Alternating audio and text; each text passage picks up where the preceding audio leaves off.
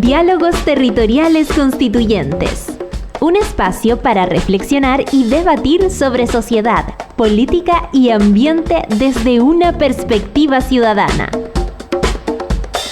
Temas que nos importan de cara a una nueva constitución. Elaborado y producido por Fundación Nodo Social, junto a Javier Rioseco, Sebastiana Insúa y Francisca Vilches.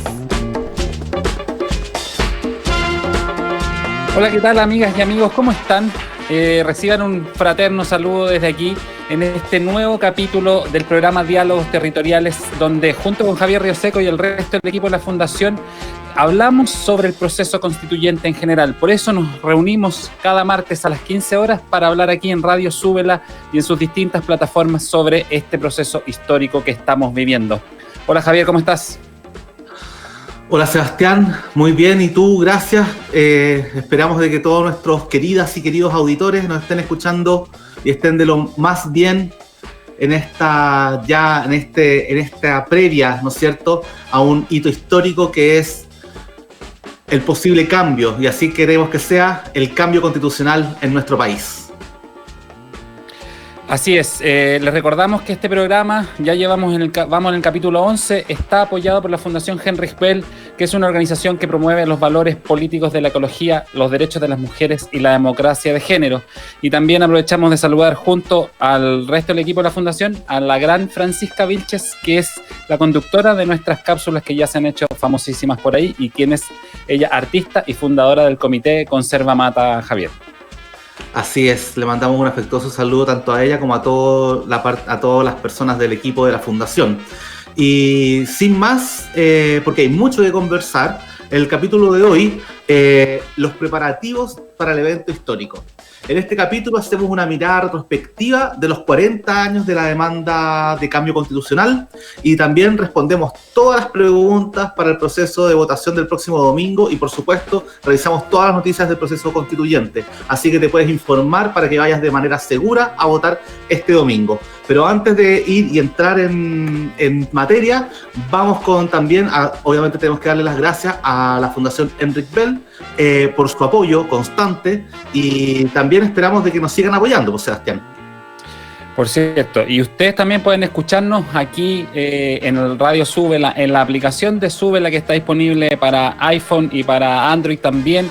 También tenemos el Twitter, @nodo_social, el Instagram, @nodosocial, el canal de YouTube de la Fundación y, por cierto, también nuestra página web donde encuentran noticias, los capítulos anteriores e informaciones adicionales.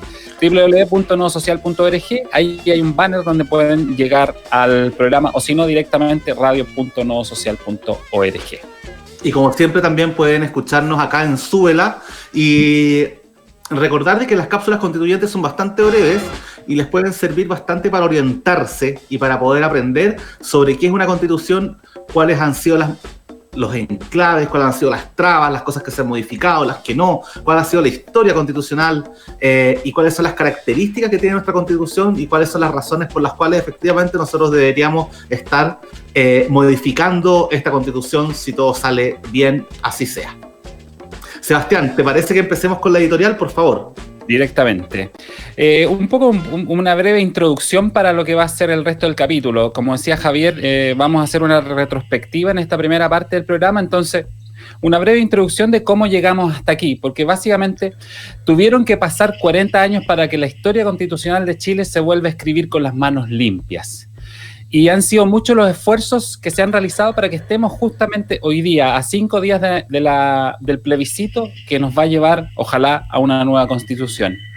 Sin embargo, a veces en la memoria colectiva de las naciones quedan ancladas las fechas icónicas, como las instancias en que de un momento a otro todo cambió. Sin embargo, la vida casi nunca está construida de saltos de hito en hitos. La construcción de las naciones es una pequeña suma de batallas y los cambios en general responden a la acumulación de angustias, desengaños e impotencias. Muchas humillaciones tuvimos que soportar antes de reaccionar. ¿Cuántos perdonazos recordamos? ¿Cuántos brazos en alto? ¿Cuántos ahora sí que sí hemos visto pasar para llegar a este momento? En fin, sería un atentado contra la memoria histórica suponer que el nuevo Chile se empezó a escribir el 18 de octubre, o que fueron solo los secundarios quienes lograron despertarnos. No ha sido así, y no ha sido así nunca en la historia. Las chispas solo se prenden en un terreno que está apto para ello, y nuestro terreno, ahora lo tenemos más claro, estaba preparado para reaccionar.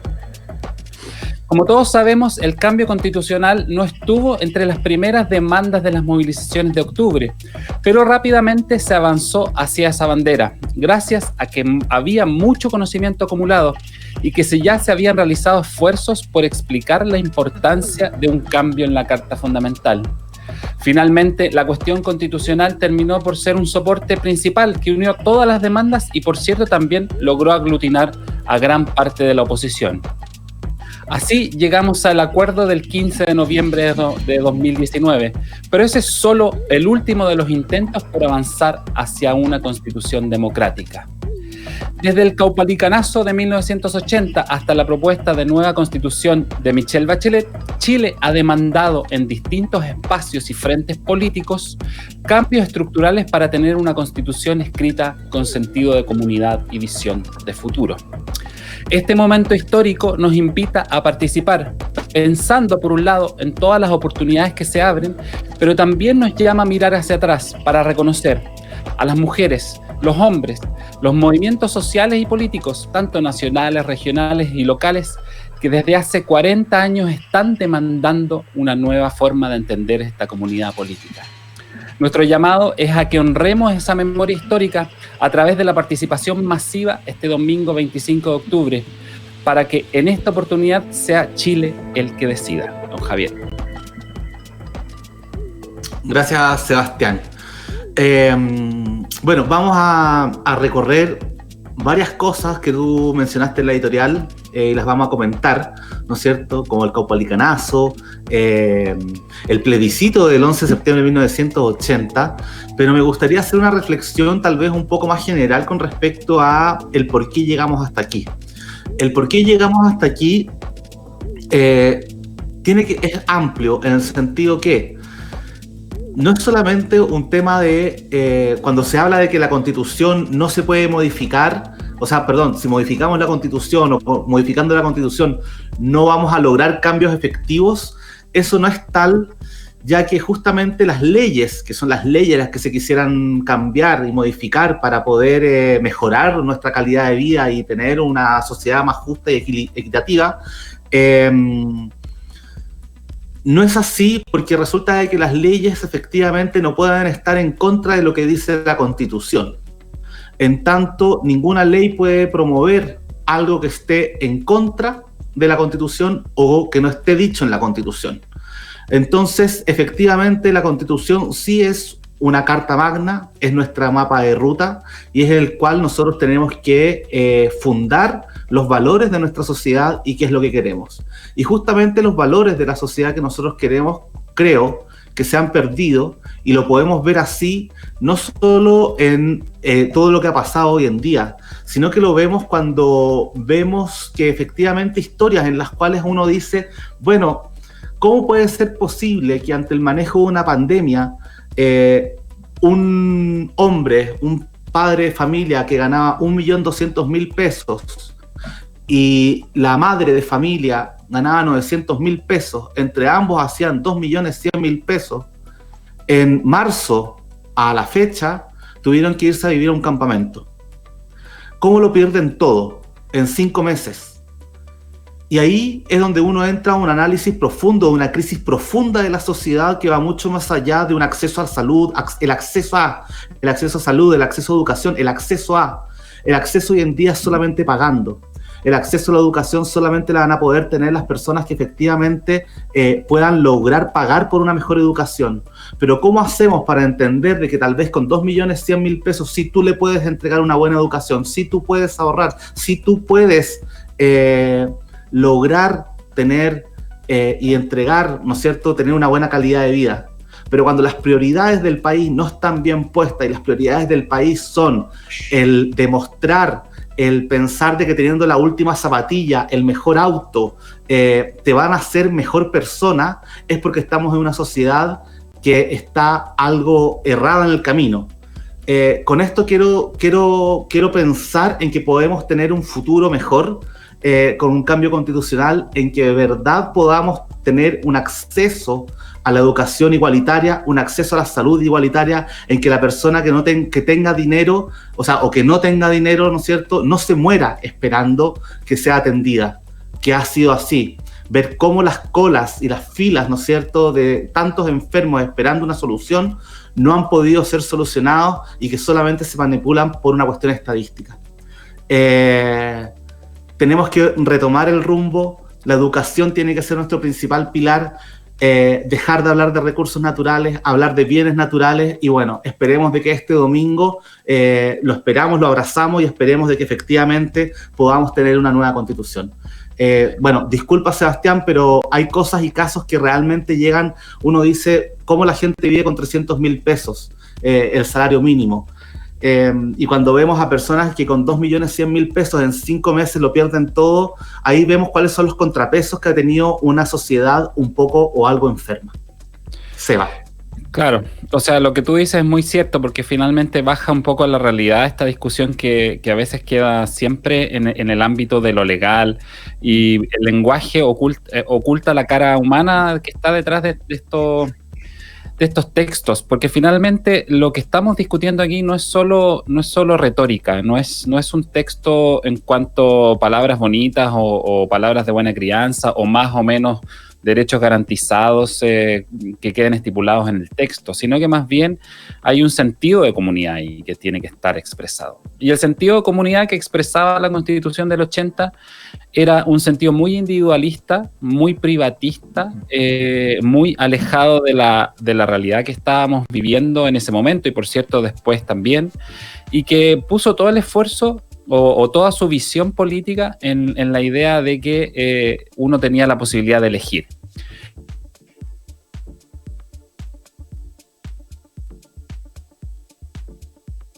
Seba.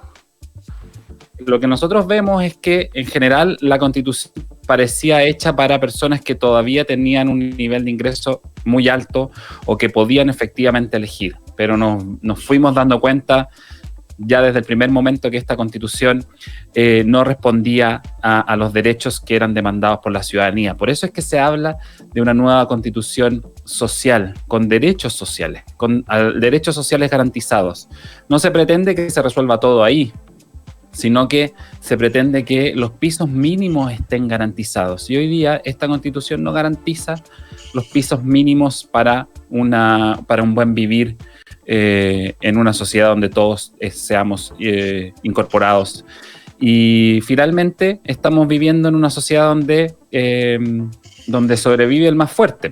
Y en sociedades capitalistas el que es más fuerte en general es el que tiene más ingresos. Y por lo tanto las habilidades, los deseos, las aspiraciones, las visiones distintas del mundo quedan fuera de un mundo donde por todo lo que uno quiera va a tener que pagar, Javier.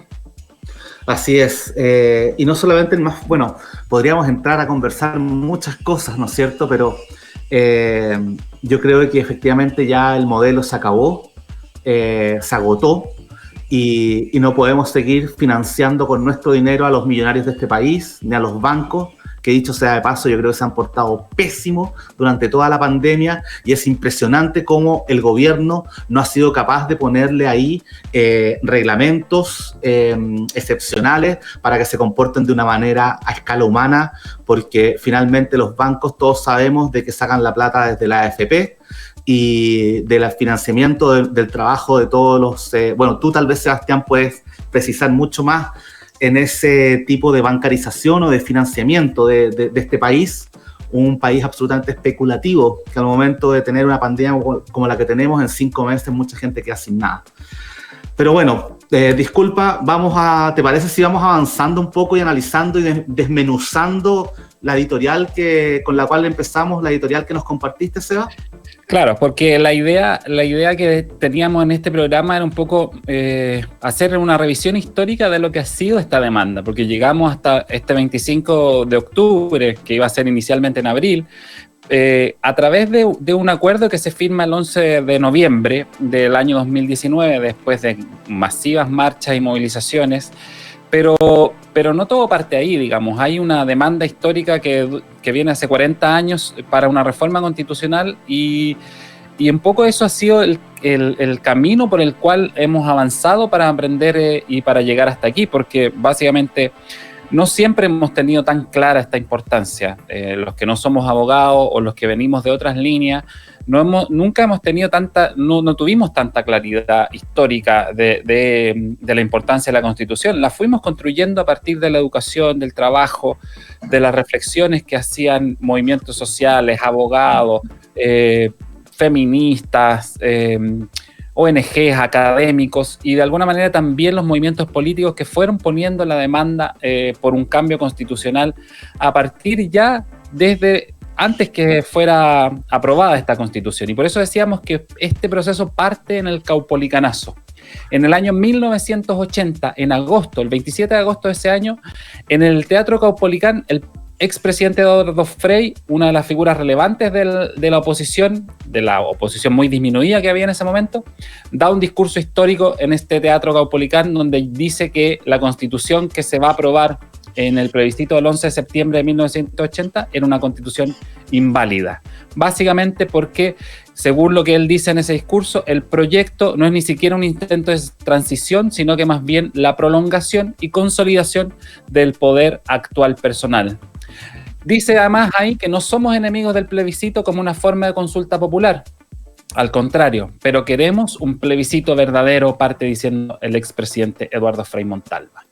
Efectivamente, porque esa Constitución fue votada popularmente, y si me esperan un segundo, efectivamente el 67% de los votos fue para el sí, aprobamos una nueva Constitución de la libertad, y un 30% fue para la opción no, que no se aprobaba esta Constitución. ¿Y por qué se habla de tener un sufragio igualitario? Porque efectivamente mientras la dictadura de Pinochet tuvo una serie de reclames de 1 minuto como en franja televisiva y en radio, ¿no es cierto? La opción no, que era la opción de no a esta constitución, tuvo escasos minutos radiales como para poder, y un par de actos públicos con los cuales pudo poder difundir su mensaje. Es decir, fue absolutamente bastante impuesta, una elección en la cual los analfabetos podían votar, personas que tenían los carnets vencidos también pudieron votar, independiente de la cantidad de meses o años que estuvieran vencidos, y una serie de irregularidades en torno a lo que significa una elección de esta magnitud. Otro de los puntos importantes de 1980 es la Constitución del régimen militar, que conviene recordar que en Chile nunca rigió el texto del articulado constitucional permanente, ¿no es cierto?, legado por la Junta Militar, ¿no es cierto? Recordemos también de que otorgado en condiciones indignas bajo los parámetros de cualquier Estado de Derecho, por cierto. Pinochet gobernó finalmente entre 1981 y 1988, fundado en las disposiciones transitorias de la Constitución, y nunca bajo lo que, ¿no es cierto?, bajo el legado permanente de esta Constitución, Seba. Sí, en general hablamos de la Constitución del 80, pero en rigor, como tú dices, Javier, la Constitución del 80 nunca entró en vigencia, porque después que fue aprobada se gobernó con disposiciones transitorias, y después en el año 89 se firman las reformas, las 54 reformas constitucionales en un referéndum que da inicio al nuevo ciclo político. Pero antes de ese ciclo, en el año 88, ya empiezan los primeros albores de la discusión sobre una nueva constitución. De hecho, en el plebiscito y el sí y el no, parte de las demandas de la concertación de partidos por la democracia era justamente el cambio de la Constitución. Y ahí empiezan los gérmenes de lo que sería esta demanda. Muchas de las demandas que estaban ahí aparecen como la necesidad de reformar la Constitución, de volver a un sistema de pensiones solidarios, de modificar el sistema de educación. Aparecen en las demandas de esa primera concertación las demandas por una nueva Constitución, Javier. Así es, y justamente eso fue como el principio de lo que supongo lo que tú te refieres es al proyecto alternativo que fue liderado por la Democracia Cristiana principalmente. Sí. La lideró justamente Eugenio Ortega, dicho sea de paso, casado con la hermana del expresidente. O sea, ojo, que yo también quiero hacer un punto acá. O sea, nosotros estamos todavía acá en una plutocracia, ¿no es cierto? Eso no quiere decir que sea el gobierno de los plutos. No, quiere decir de que estamos en un gobierno de familias oligarcas, ¿no es cierto? Y de concentrados de poder muy importantes que independiente del lugar donde estén, ya sea en el sí, el no, en derecha, izquierda, arriba, abajo, al final todos se juntan a comer los fines de semana. Pero perdón, volviendo un poco a lo que tú estabas diciendo, efectivamente se empezaba a esbozar lo que iba a ser un plebiscito del sí y el no. Lo que serían las demandas de la concertación de partidos por la democracia era justamente lo que pedían, una de las cosas que pedían era cambiar la Constitución. Y finalmente en 1989 se aprobó un significativo paquete de las reformas constitucionales que alteró los contenidos del texto y ya dando paso, ¿no es cierto?, al gobierno de Aylwin en 1990, ante el sucesivo intento de refundar el país. Patricio Aylwin y su equipo de trabajo ofrecen otro conjunto de arreglos institucionales políticamente operativos acordes al momento que vivía Chile. Que claro. Es muy importante señalar ahí que va a ser un punto, pero antes de ese punto, Seba, por favor, yo sé que tienes varias cosas que comentar. No, solo breve. Por ejemplo, para las campañas que se hicieron para el referéndum del 89, muchos de los eslogans de los comandos decían, por ejemplo, el gobierno decía una constitución para la democracia y el progreso. La concertación de partidos por la democracia decía 54 reformas, un paso para la democracia. El Partido Radical decía Chile quiere una constitución democrática. Básicamente, la constitución de nuevo puesta ahí. Y después, en los 90, como tú dices, parte Aylwin y la demanda por la nueva constitución básicamente decae porque efectivamente todavía estábamos viviendo bajo la tutela de la dictadura y por lo tanto la demanda por nueva constitución tiende a decaer, y aunque hubo reformas en ese periodo, los intentos por hacer una nueva constitución francamente decaen de manera permanente hasta el año 1999. ¿Qué pasó ahí, don Javier? Antes de ir a eso, quiero hacer un punto, o sea, discúlpame, un punto. Antes de ir al 99, justamente el 89, don Patricio Aylwin firma junto con 8 dirigentes indígenas el tratado, ¿no es cierto?, el acuerdo de Nueva Imperial. Y en el acuerdo de Nueva Imperial, en ese entonces candidato a la presidencia, don Patricio Aylwin, ya estaba hablando de un reconocimiento constitucional de los pueblos originarios. Entonces, hay que decir, esto no es un invento de ahora, no es un conejo sacado del sombrero. Esto viene, como estamos tratando de explicar a la gente, esto viene de larga data. Y también ahí ya se estaba hablando de un ministerio de pueblos originarios, un ministerio de los indígenas, y la CONADI iba a ser solamente la transición a lograr formar y fortalecer ese ministerio que todavía estamos a la espera.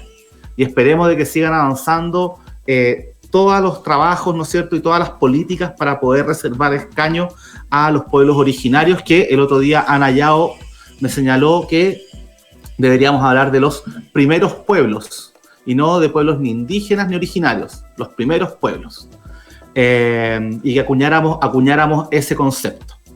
Bueno, viajando al futuro, desde Nueva Imperial, ¿no es cierto?, nos trasladamos hasta 1999, donde la candidatura de Gladys Marín, la primera candidatura relevante que propuso reemplazar la constitución vigente por una nueva, y no solo cambios puntuales al texto vigente, fue la del Partido Comunista en la candidatura de Gladys Marín en 1999, en que efectivamente la candidata del Partido Comunista proponía, y abro comillas, construir un nuevo Estado democrático. Un nuevo Estado democrático debe surgir de un plebiscito que derogue la Constitución de 1980 y convoque una asamblea constituyente que elabore otra constitución. Visionaria la señora Gladys, ¿qué quieres que te diga? Sí, fue la primera en ponerlo de manera más activa, y después en el gobierno de Lagos viene una segunda o tercera ola de reformas a la Constitución, donde básicamente Lagos le pone su firma a la Constitución y señala que ahora sí que tenemos un nuevo texto constitucional que pone a la altura el espíritu democrático de todos los chilenos y chilenas. Ahí se hicieron varios cambios a la Constitución, pero donde se eliminan, por ejemplo, los enclaves autoritarios o alguna parte de ellos, pero no modifica en lo sustantivo la Constitución original, sino que más bien se hacen reformas que, como han dicho nuestros invitados, dice, por ejemplo, la Constanza Salgado hace un par de programas atrás, todavía se mantiene la meta-trampa, es decir, los 2/3 que limitan todos los cambios profundos en nuestra Carta Fundamental.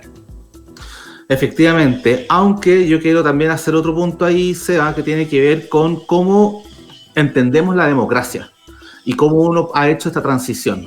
Efectivamente, no es hasta el 2005, y es muy importante, es verdad, no se bajan los enclaves autoritarios totalmente. También lo hablábamos con el decano de la Facultad de Derecho de la Universidad de Chile, el profesor Ruiz Tagle, en que él nos hablaba del artículo 32, en que nuestro sistema presidencialista es tan absoluto que hasta el presidente puede velar el comportamiento del Poder Judicial. Pero ¿qué quería hacer el punto? Quería hacerlo en que nosotros, claro, cuando nosotros hablamos desde 1973 a 1990, ¿no es cierto?, estábamos en un régimen autoritario, en una dictadura. Y en 1990 hasta el 2005 uno podría decir que estamos en una democracia protegida o limitada. Y del 2005 en adelante, ¿no es cierto?, podríamos decir que estamos en una democracia limitada, liberal. ¿A qué nos referimos con esto? ¿Y qué quiero señalar con esto?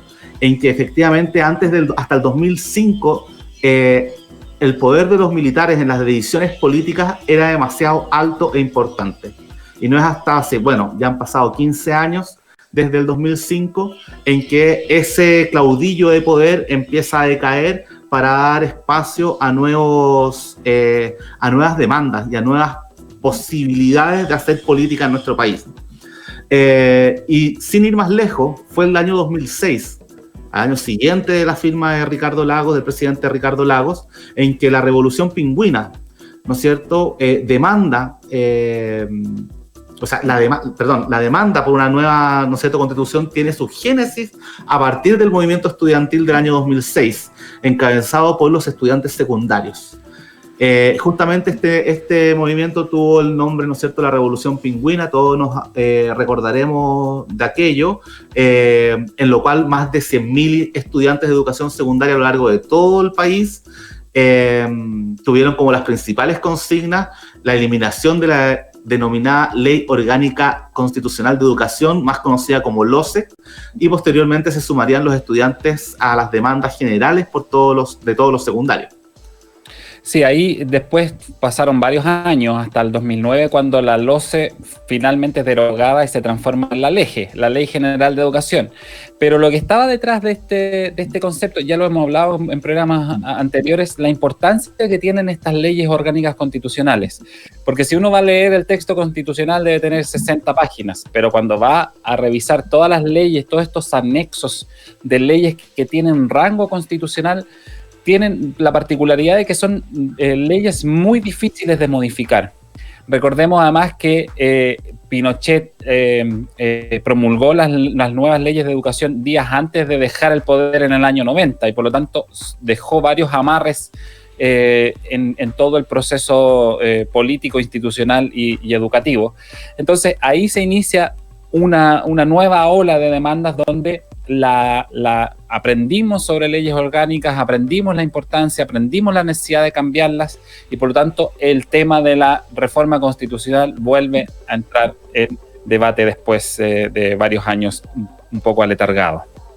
Y justamente 2 años después sigue con el movimiento estudiantil, ¿no es cierto?, del 2011, en que fueron los actores principales, pero no los únicos, del impulso sostenido a la consigna, ¿no es cierto?, de reemplazar la Constitución por una educación gratuita, pública y de calidad. Todos nos acordamos de eso y todos esperamos eso hasta el día de hoy.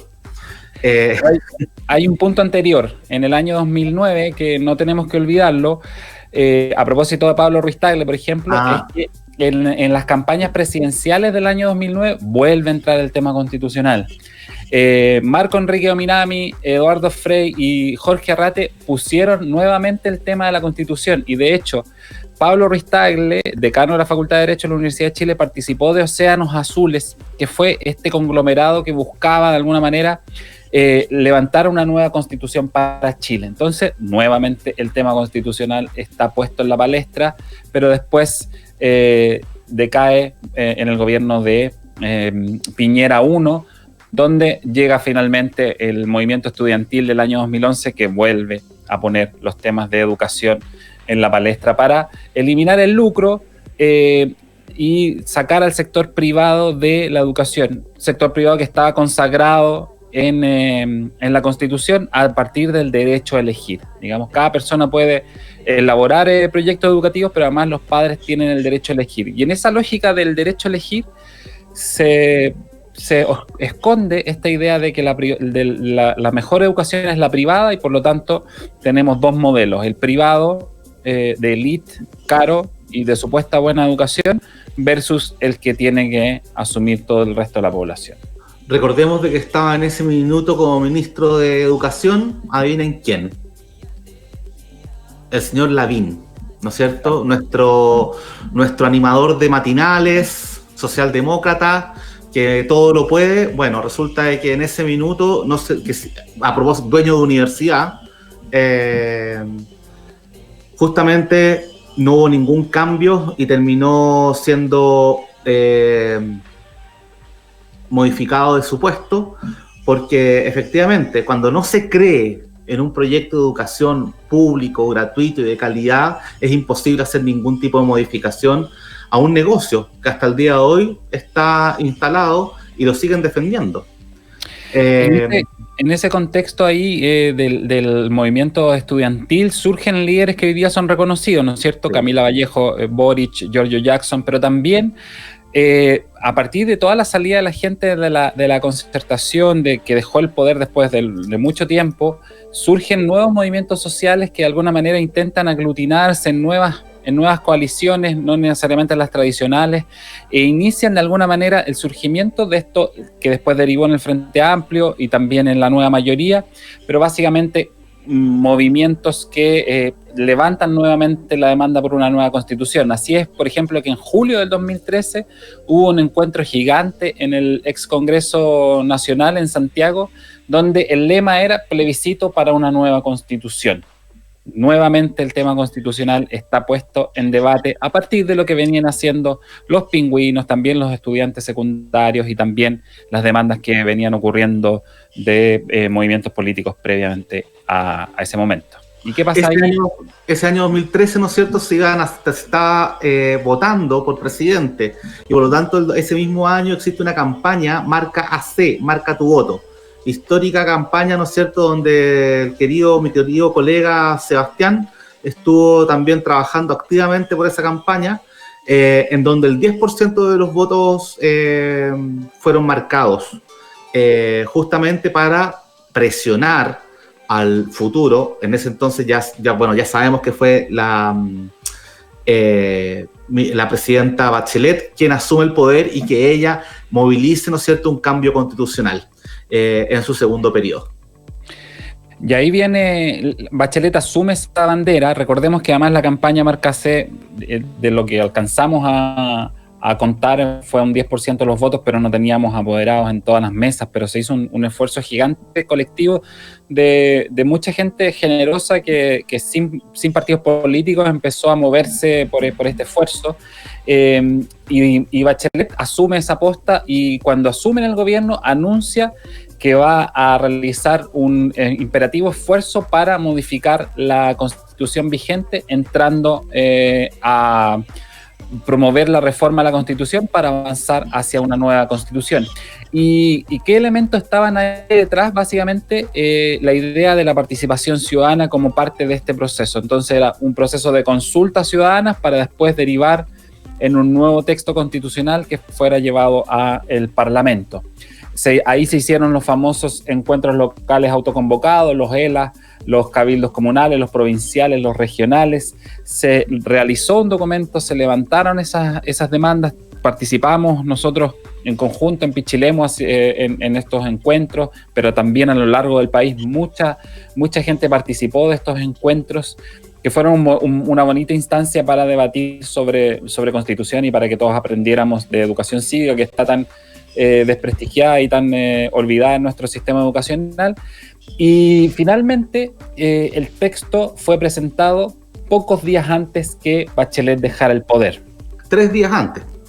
3 días antes que dejara el poder. 7 de marzo del 2018. Fue un saludo a la bandera.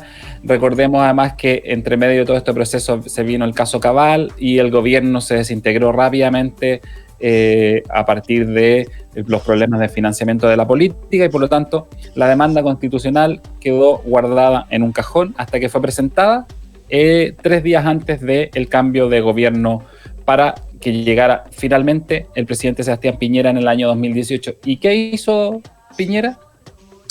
Este proceso fue declarado insuficiente y la pregunta pareciera haberse ubicado en un segundo plano en el cual no le importaba. Ahora sí puedo decir que recuerdo en algún minuto, estuve revisando rápidamente el programa de campaña del presidente Piñera, no encontré efectivamente dónde está la cita exacta, pero recuerdo de que efectivamente él sí tenía intenciones de modificar la Constitución, pero por medio de reformas y no por medio de la redacción de una nueva Carta Magna, ¿no es cierto?, democrática y elaborada desde la ciudadanía. Así es como llegamos al 18 de octubre del año 2019, después el 25 de octubre la marcha más grande de Chile, y después al 15 de noviembre hasta el gran acuerdo por la paz y la nueva constitución, donde la mayor parte de los partidos políticos con presencia en el Parlamento acuerdan iniciar un proceso de reformas constitucionales que allanen el camino para un plebiscito para una nueva constitución y eventualmente la redacción de un nuevo texto si es que este cambio es aprobado. Y es lo que empezaría a ocurrir a partir de este hito del 25 de octubre, pero que, como hemos visto en esta breve revisión, tiene una larga data. Ya 40 años hablando de constitución ya es un tiempo suficiente como para que nuestra sociedad pueda decidir cómo escribe y cómo define la vida en común en este territorio, don Javier. Así es, y esperamos que así sea. Y sin más, ¿te parece si vamos a presentar, nos concentramos en lo que nos depara el futuro, ¿no es cierto? Lo que nos depara en 6 días más, lo que se viene el 25 de octubre, este domingo, momento histórico. Y revisamos nuestra cápsula junto a Francisca Vilches y volvemos para ver justamente todos los detalles de este 25 de octubre. Así que vamos con la Fran y vamos a nuestra cápsula constituyente.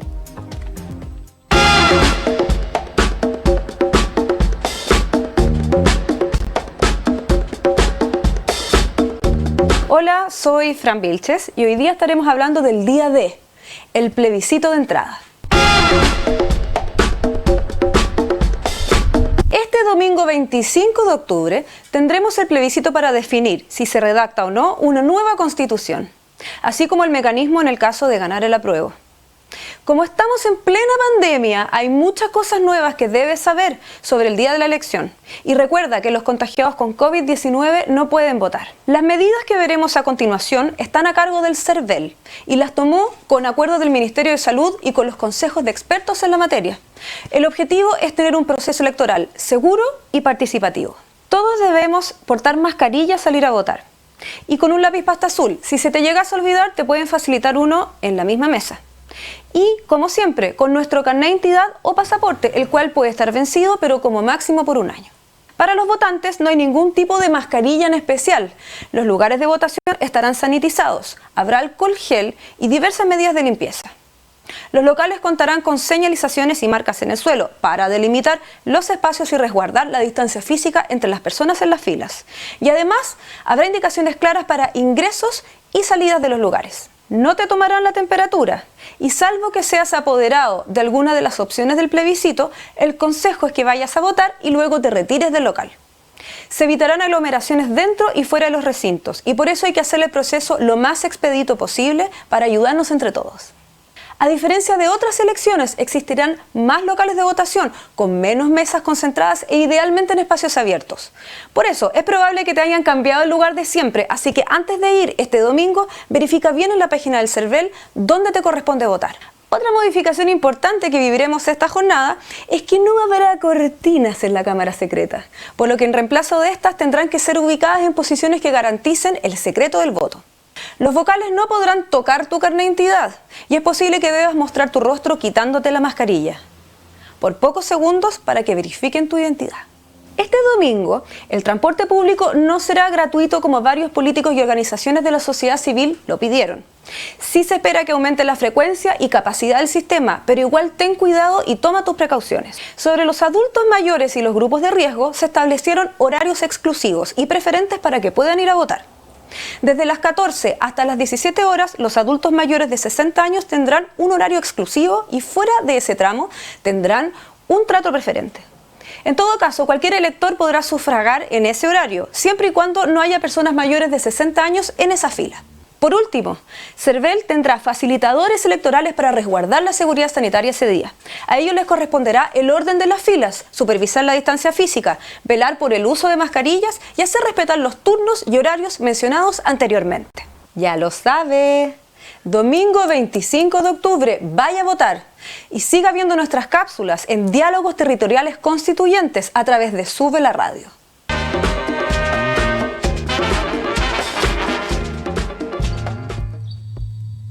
Qué grande la Fran.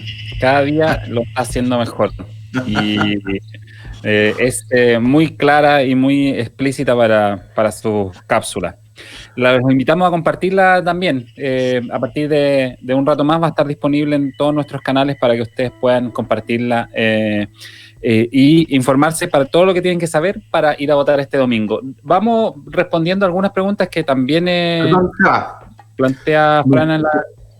Mención especial y agradecimiento especial a Caserita, que nos permitió utilizar ese inserto de Vota, de la VIP de Vota, es de Caserita, ¿no es cierto? Un equipo de diseñadores bien interesante y que también está presente en Murales para Mata y nos facilitaron esa imagen para poder tener de fondo, ¿no es cierto?, en la cápsula. Así que gracias a Caserita. Seba. Bien, vamos entonces a responder algunas preguntas. ¿Qué se vota el 25 de octubre, don Javier? El 25 de octubre los ciudadanos recibirán 2 papeletas. Ya. Es decir, se votan 2 cosas. En una... ¿Cuál es la primera? Vamos con la primera. En la primera papeleta se deberá decidir si aprueban o rechazan la redacción de una nueva constitución. Ahí está en pantalla, la pueden ver. Y en la segunda, en la otra, ¿no es cierto?, deben definir quién redactará esta nueva constitución en caso de ganar la opción apruebo. Es decir, independiente de que tú votes rechazo, por ejemplo, igual tienes que votar, o bueno, puedes hacer lo que quieras con la otra papeleta en realidad, pero puedes pasar las 2 papeletas y puedes votar en las 2 cosas. Pues vas a votar el apruebo o el rechazo, y también vas a poder votar si es que es una convención constitucional o una convención mixta, Seba. Eso, la Convención Constitucional son 155 integrantes elegidos 100% para este efecto y después dejan sus funciones una vez que esté terminado su trabajo. En cambio, la Convención Mixta son 86 parlamentarios en ejercicio y 86 ciudadanos electos para esta función. Por lo tanto, los parlamentarios podrían estar haciendo doble función durante este periodo. Esa es una de las grandes diferencias. Don Javier, ¿y qué tendríamos que llevar para el día de votación? Mira, yo creo que lo principal que hay que llevar para esta votación es respeto. Es respeto. ¿Por qué? ¿Por qué quiero decir esto? Me ha tocado entrar a algunos edificios donde hay más gente, ya sean lugares para comprar cosas para comer, supermercado, o hoy estar en un centro médico. Y yo creo que lo principal es el respeto. Esa aglomeración en una entrada, la aglomeración para poder subirse a un ascensor o una escalera mecánica, ese constante pasarte a llevar porque aquí vengo yo y no quiero que me perturbes mi trayecto, creo que es algo que tiene que quedar en el pasado. Y hoy día lo que tenemos que tener es respeto por todos, por uno, por la otra persona, por las personas que estén alrededor nuestro, por los vocales de mesa. Entonces lo principal yo creo que es respeto, paciencia. Y efectivamente, yendo a los temas más prácticos, ¿no es cierto? Cada una de las personas tiene que llevar su cédula de identidad o pasaporte, que no puede estar vencida con un máximo de 1 año. ¿Ya? Puede estar vencida ese documento. Además, tienen que llevar un color, un lápiz pasta color azul. Siempre tienen que estar con su mascarilla. La mascarilla no puede tener, y en general la vestimenta no puede tener ningún tipo de propaganda política, ni por el apruebo, ni por el rechazo, ni por la convención mixta, ni la constitucional, porque le van a prohibir el ingreso a el local de votación. Además, se recomienda llevar alcohol gel para desinfectar manos. Sebastián. Sí. Recuerden además que pueden revisar en la página del registro civil si tienen su carnet vencido o dónde estará para renovarlo en terreno, y va a haber algunos servicios de civil móvil que van a estar funcionando para esos días para la gente que tenga vencido su carnet de identidad, que solo puede estar vencido, como decía Javier, desde noviembre del 2019 en adelante. Oye, no Seba, antes. Seba, ¿y qué pasa si es que no llevas un lápiz a pasta o llevas un lápiz a pasta de otro color? Si se te olvida, te van a poder entregar allá. Va a haber disponibles por el servicio electoral lápices. Además van a disponer de alcohol gel y elementos de desinfección para poder sanitizarlos después del uso, porque el problema no es solo tener los lápices, sino que sanitizarlos después del uso. De hecho, va a haber un encargado de todo el protocolo sanitario. Distancia, ¿no es cierto? Sanitizar, de que estén todos los protocolos se cumplan. Son 8 pasos en los cuales van a ser 8 pasos con los cuales uno tiene que votar, y efectivamente se espera, insisto, que se tenga respeto a todas las personas que están trabajando y que van a trabajar para que se desarrolle y también por los votantes, ¿no es cierto? Por la ciudadanía en general, respeto por el trabajo de todas y todos. Sí, recordemos que, como decía la Fran en la cápsula, las personas al momento de votar no van a poder entregarle al presidente de la mesa su cédula, sino que la van a tener que mostrar, poner en la mesa, le van a tener que sacar la mascarilla para que los reconozcan y después van a poder emitir sus votos y depositarlos en las urnas una vez que el presidente revise los números de series. ¿En qué horarios la gente va a poder ir a votar, Javier? Bueno, justamente para evitar estas aglomeraciones de las cuales yo estaba comentando, las aglomeraciones no son una aglomeración de cientos de personas, con 10 personas ya hay una aglomeración en muchos lados. Para evitar justamente las aglomeraciones se votará en un horario extendido que va desde las 8 de la mañana hasta las 20 horas, 8 de la tarde. En caso de que la hora de cierre de la mesa aún quedan personas en la fila para votar, se debe permitir sufragar. Es decir, acá no está lo típico que se constituye una mesa y existe una cierta cantidad de horas en la cual está abierta y se cierra. Sino de que acá, si es que siguen estando las personas, es como en el banco, si siguen estando las personas en la fila, se tiene que terminar, esas personas van a poder sufragar. Como medida de protección adicional para los adultos mayores, quienes tengan más de 60 años, tendrán un horario especial y exclusivo de votación, el que irá desde las 14 hasta las 17 horas. Además, los adultos mayores, las embarazadas y las personas que requieran de asistencia especial tendrán la prioridad para votar durante todo el día. Pero ¿qué pasa si yo voy a votar a esa hora y soy menor de 60 años? ¿Qué ocurre ahí en esos casos? Bueno, efectivamente, si es que tú dices entre el horario de las 2 de la tarde y las 5 de la tarde, que es exclusivo para adultos mayores, y uno va a votar a esa hora, por X motivo, puede ir a esa hora porque en ese minuto puede ir del trabajo o pudo llegar a su lugar, al local de votación, etc. Usted lo podrá hacer siempre y cuando no hayan adultos mayores en su mesa de votación. Este horario fue escogido porque históricamente es el horario de menor concurrencia en los lugares de votación. Entonces, claro, y esa es la lógica con la cual se tomó la decisión, porque uno dice, bueno, evidentemente la hora donde se debería haber permitido eran las mañanas, porque los abuelitos se levantan en las mañanas, pero como entre las 2 y las 5 de la tarde es como cuando hay menos cantidad de personas, es el lugar que justamente se le facilitó a los adultos mayores para que fueran a votar y puedan tener todos los resguardos de este segmento de la población, Sebastián. Malazo el horario, sí, porque en general la gente no va a votar a esa hora por el calor, ¿no? Y por lo tanto es medio contradictorio, pero bueno, así lo decidió el CERVEL y la autoridad sanitaria. ¿Qué pasa para ir a votar? ¿Necesito pedir permiso a la comisaría virtual si estoy, por ejemplo, en una comuna en fase 1, en fase 2 o en cuarentena? Los ciudadanos podrán votar en el plebiscito nacional sin importar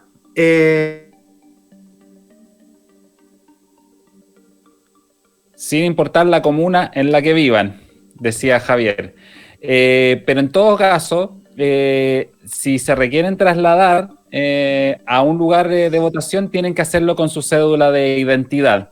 Si usted necesita hacer otros trámites u otras actividades y está en una comuna que tenga fase 1 o fase 2, ahí sí que tiene que pedir el permiso en la comisaría virtual. Es decir, para ir a votar solo con carnet, pero si quiere ir al supermercado va a tener que pedir, o si quiere hacer algún otro trámite, va a tener que pedir el permiso en la comisaría virtual, Javier.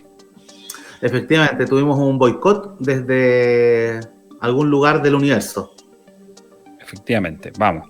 Oye, ¿podrán votar los contagiados? ¿Perdón? ¿Podrán votar los contagiados por COVID?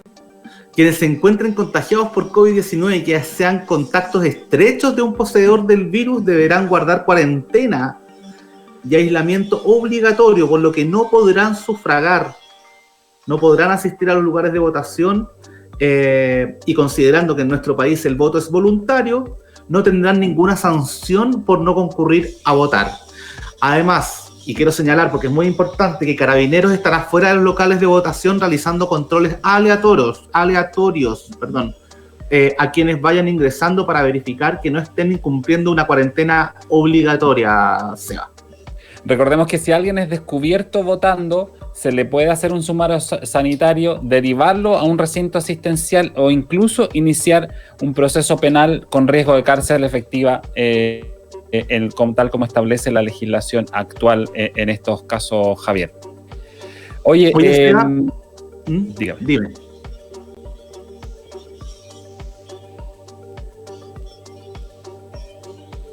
Cuec. Oye, nos quedamos cruzados. Es importante consultar los datos entonces de cada una de las personas para el día de votación. Nos queda poquito tiempo, así que recuerden ustedes que, como decía la Fran en la cápsula, cambiaron los locales de votación, se achicaron los aforos de cada uno de los locales. Por lo tanto, va a haber más locales de votación y es importante que usted revise el lugar de votación donde va a estar, porque seguramente fue modificado su lugar tradicional de votaciones. Así que tiene que tener en consideración que puede haber cambios ahí también. Y si le toca hacer vocal de mesa, va a recibir un kit de protección con mascarillas, escudos faciales, alcohol gel, tanto para limpiar las manos como para limpiar las superficies, las cámaras secretas. Habrá toallas húmedas y cloro, amonio cuaternario, toallas, etcétera. Habrá de todo eso para contar votos, también para sanitizar todos los lugares de votación. ¿Qué pasa entonces si un vocal no va a presentarse para ese día de votación, Javier? Bueno, si es que lo que va a tener que pasar es lo que pasa generalmente en todas las elecciones, sea. Pero estoy medio perdido buscando el valor exacto. De 2 a 8 UTMs se le van a multar a una persona que no vaya a concurrir a sus funciones de vocal de mesa. Y si usted va, le van a pagar 19,000 pesos aproximadamente por ese día de trabajo. Don Javier, ¿podrá haber vocales apoderados de mesa para ese día de la elección? Podrán haber hasta 4 apoderados por mesa, lo que significa un apoderado por cada alternativa sometida a votación, es decir, uno para la apruebo, otro para la opción rechazo, uno para la convención mixta constitucional y uno por la convención constitucional. Además, cada comando y partido político u organización de la sociedad civil inscrito podrá designar un apoderado general en cada local. Bien, ahí están las principales informaciones sobre el proceso de votación de este domingo.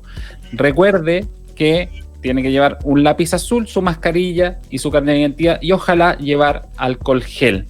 Nos quedan 5 días para este plebiscito, un plebiscito histórico porque no ha existido otro momento en la historia de Chile donde la población va a poder elegir primero un plebiscito de entrada como este. No vamos a tener no hemos tenido hasta ahora una constitución que sea escrita de manera paritaria.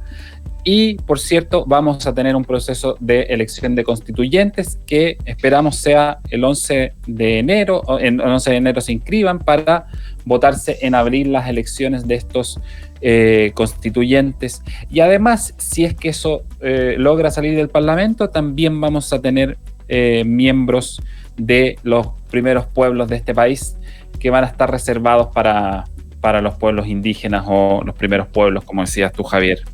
Así que el llamado general es a participar con respeto. Recuerden no llevar ningún elemento alusivo a su preferencia porque puede ser detenido y no le van a permitir votar. Hay que tener, además del respeto, diría yo, Javier, paciencia. Va a ser un proceso más lento, vamos a tener aforos más reducidos.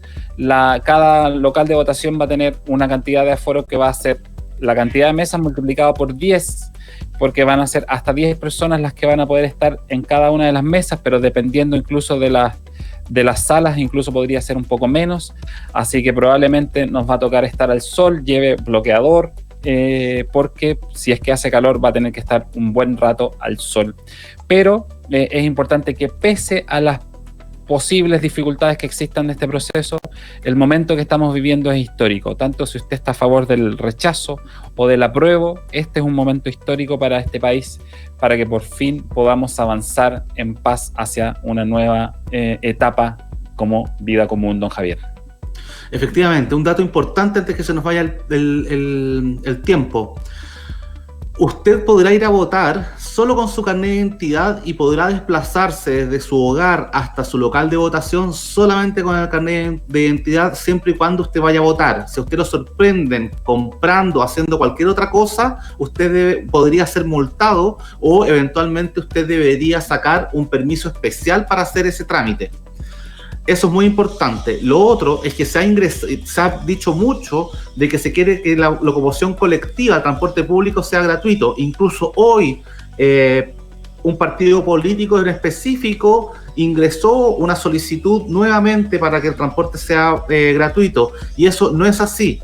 El transporte, sí van a poner más afluencia de transporte para que pueda moverse la ciudad lo mejor posible, pero no va a ser gratuito. Y el toque de queda va a ser con un cambio de horario. Ese día se va a levantar a las 4 de la mañana. ¿Para qué? Para que personas que se tengan que desplazar puedan llegar tranquilamente a sus locales de votación, en el caso de las personas que efectivamente son locales de mesa, por ejemplo. Otra cosa importante que quiero destacar es que el proyecto de reforma constitucional permite justamente a los dirigentes vecinales, sociales y gremiales postular a los cargos de elección popular. Seba. Bien, estamos llegando al final de este programa. Nos quedan apenas 2 minutos para cerrar este programa número 11. Recuerden que nos pueden encontrar aquí en Radio Súbela, pueden encontrarnos también en nuestras redes sociales, pueden compartir la cápsula, pueden visitar la aplicación de la Radio Súbela, nuestro canal de YouTube, y por lo tanto tenemos muchos espacios para seguir encontrándonos y poder seguir dialogando sobre nueva constitución. Recuerden además que la radio va a tener un programa especial ese día 25, así que sintonicen la radio el día 25 porque vamos a estar transmitiendo un programa especial de toda la programación de la radio Súbela ese día 25 de octubre. Así que desde ya las y los dejamos invitados para que se conecten a Radio Súbela el día 25, donde la programación va a ser distinta, va a ser especial y va a estar muy enfocada a una visión desde este nuevo medio que estamos tratando de construir con distintas voces. Javier. Efectivamente, les recordamos que nos pueden encontrar en Twitter, @nodo_social, Instagram, @nodo_social, nuestro canal de YouTube, Fundación Nodo Social, y esperamos vernos el domingo en una transmisión conjunta de todo el equipo de la radio Súbela y que estemos todos votando por un Chile mejor y por el cambio constitucional, que así sea. Un saludo a todas y todos, muchas gracias y que estén muy bien, nos vemos. Gracias Charlie, gracias Luis por todo y nos vemos en el próximo programa. Eso fue Diálogos Territoriales Constituyentes, un espacio para reflexionar y debatir sobre sociedad, política y ambiente desde una perspectiva ciudadana. Temas que nos importan de cara a una nueva constitución. Escúchanos en vivo cada martes a las 3 de la tarde por Súbela Radio y siempre en formato podcast en súbela.cl o en nuestra app.